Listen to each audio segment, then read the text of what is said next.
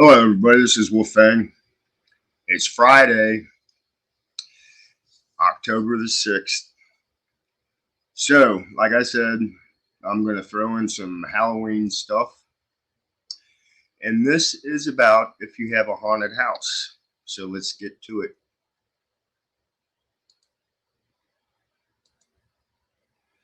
This was done by, Reader's Digest. Okay, a haunted house. Haunted houses aren't just ghost stories for Halloween. For those who believe in the paranormal, hauntings can take place anywhere at any time, whether it's an abandoned place like old hospitals or in a currently lived in house.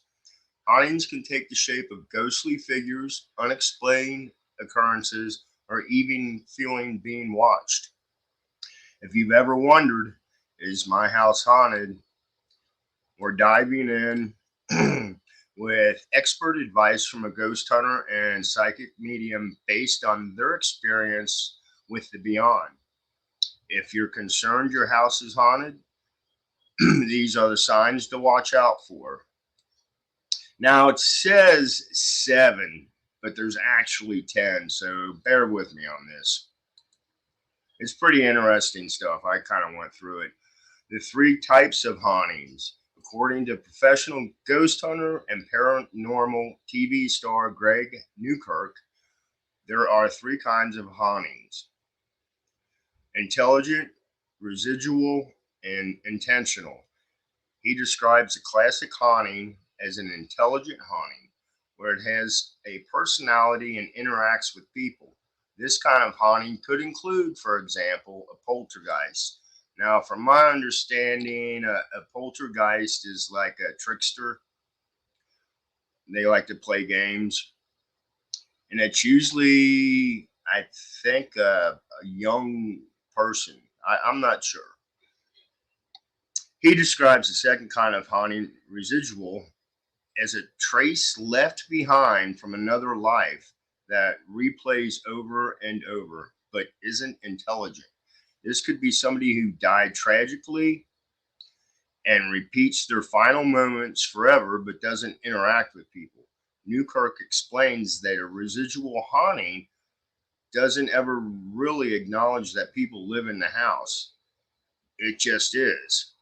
It's just it just happens. There's no intelligence there. So there's really nothing you can do about it. Last, an international intent intentional haunting is actually more about living, breathing humans and ghosts. It really comes from people who have put so much energy and intention into the belief that their house or object is haunted that they ended up actually manifesting a haunting. Think of kids who follow urban legends and routinely go visit the place of the supposed haunting. They feed the story so much that they actually open the place up to paranormal activity. Hey, want to buy some platinum coins? Next, mysterious sights and sounds. Newkirk says most hauntings aren't evil, only misunderstood. I think they're trying to send us a message. This can manifest as mysterious sights and sounds as the haunting tries to communicate or to navigate its environment.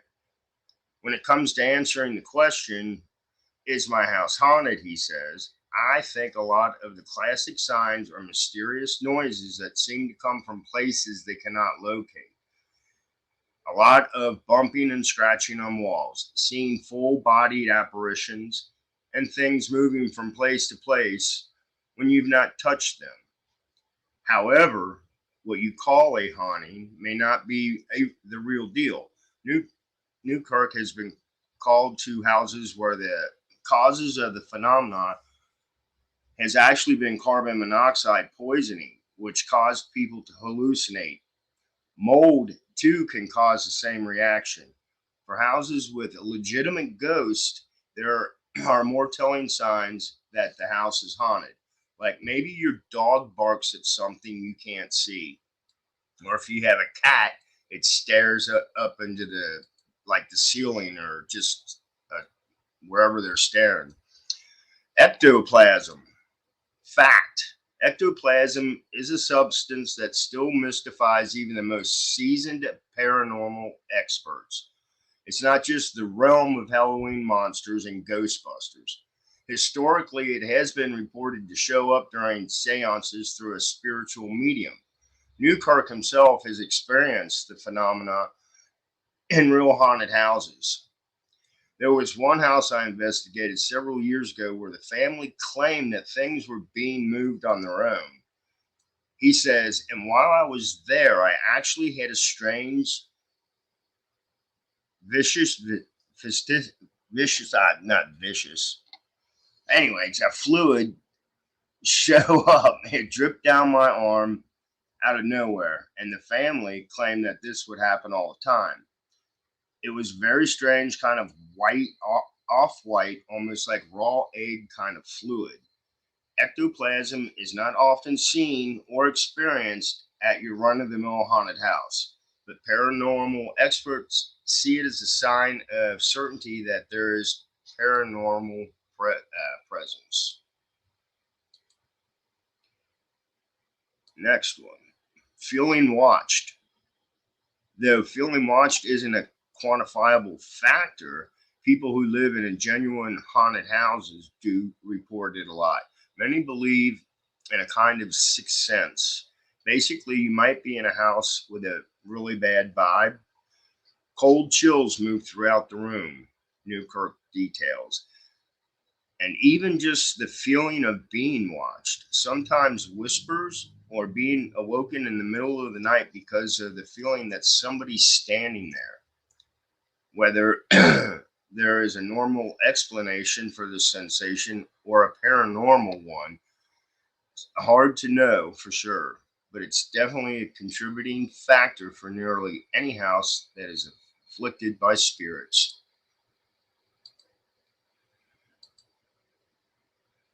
Inexplicable movement.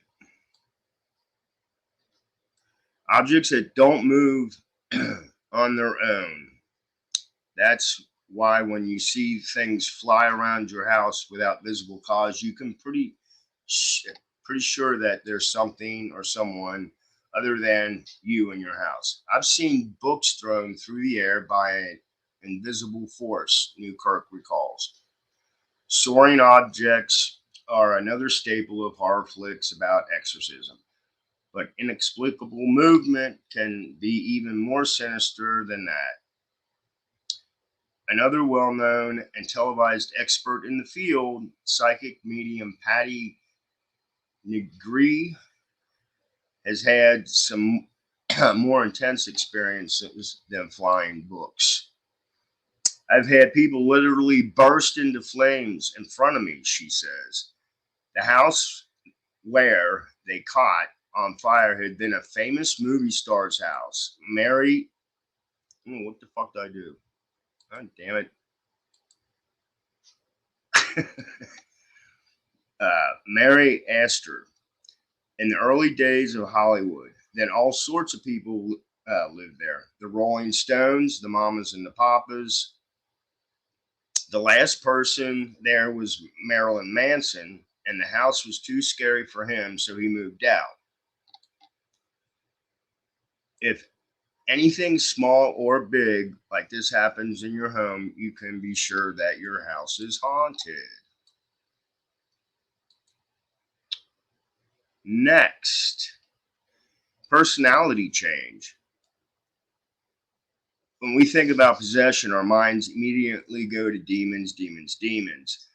Ghost Hunter Newkirk says that more often than not, demonic possession and even a demonic presence is not behind whatever it is you're experiencing. A normal ghost can possess you too. The tip off is if someone you know is acting extremely strange all of a sudden. If you're questioning, is my house haunted?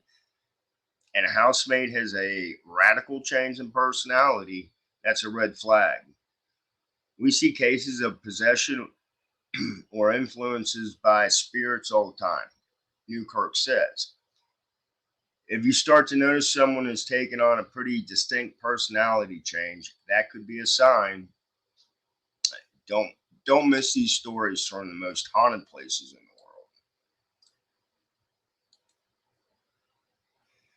world. Previous tragedy. If you suspect you might have a haunted house or a hotel on your hands, you should probably dig into the history of your property. And I've heard that before.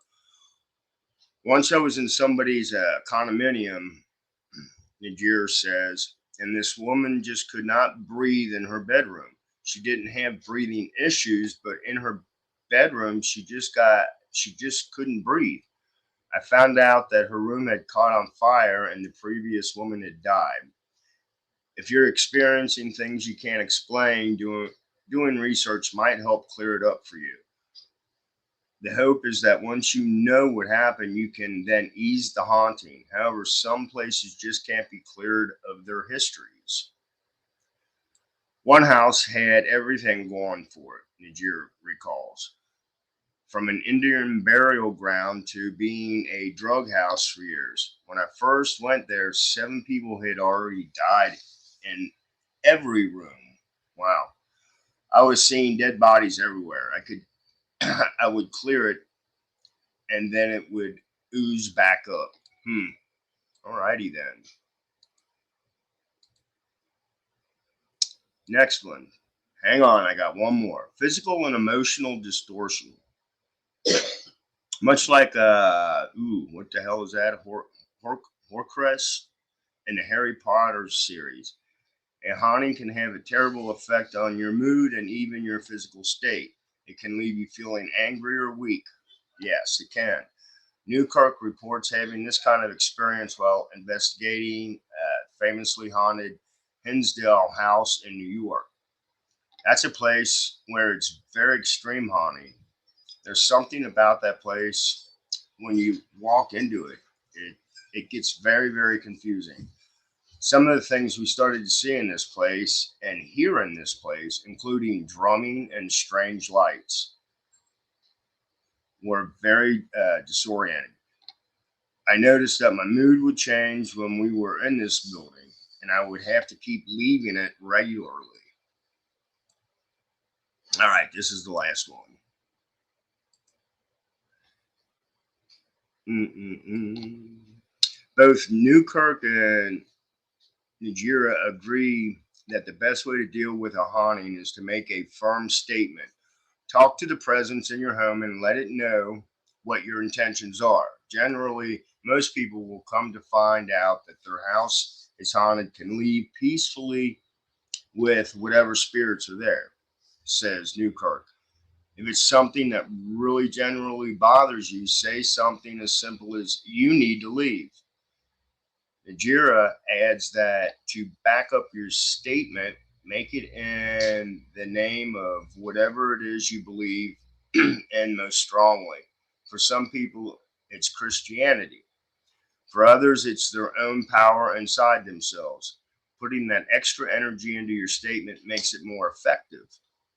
Finally, if you try to use sage, just be cautious and use it the right way. Sage or smudge is great, but in my opinion, it's a little overrated because it's harsh.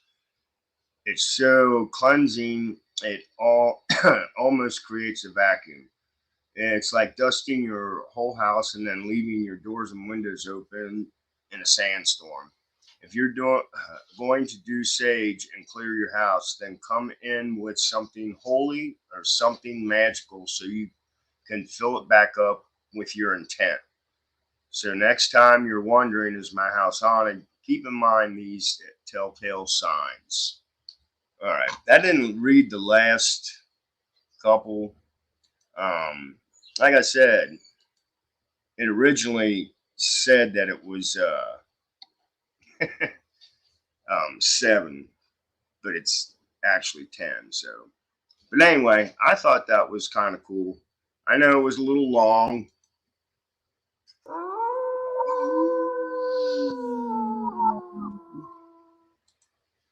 But this is Wolfang on a Friday evening.